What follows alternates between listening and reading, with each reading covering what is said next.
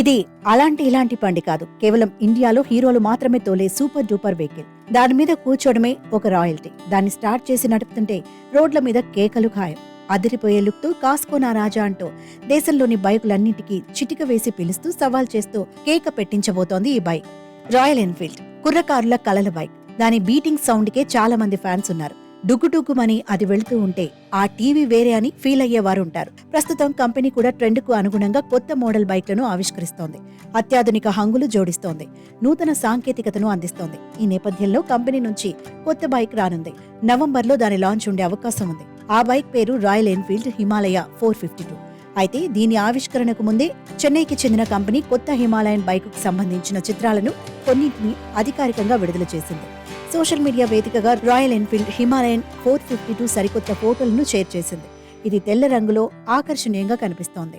Royal Enfield Himalayan 450లో ప్రత్యేకంగా కొత్తగా గుర్తించిన అంశాలు ఏమిటంటే దాని ఇంజిన్ సామర్థ్యం. కొత్త బైక్ లో 451.65 cc single cylinder engine liquid cooling system తో ఉంటుంది. దీని పవర్ అవుట్పుట్ 8000 RPM వద్ద 40 bhp 40 Nm టార్క్ ఉంటుందని అంచనా వేస్తున్నారు. దీనిలో 6 స్పీడ్ గేర్ బాక్స్ ఉంటుంది. అసలు దీని టెక్నాలజీ, స్పేర్ పార్ట్స్, దీనికోసం వాడిన పరికరాలన్నీ సూపర్ పవర్ తో ఉన్నాయి. టైరు నుంచి ఇన్నర్ క్లచ్ వరకు, హ్యాండిల్ నుంచి సైడ్ మిర్రర్ వరకు అద్భుతంగా కూర్చారు.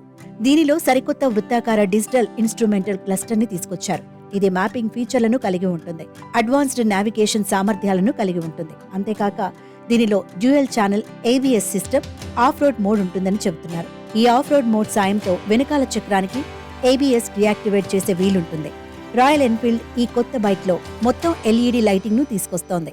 Hazard lights, side stand cut off switch, అదనపు సౌకర్యంతో పాటు సేఫ్టీ కోసం దీనిని ఏర్పాటు చేశారు.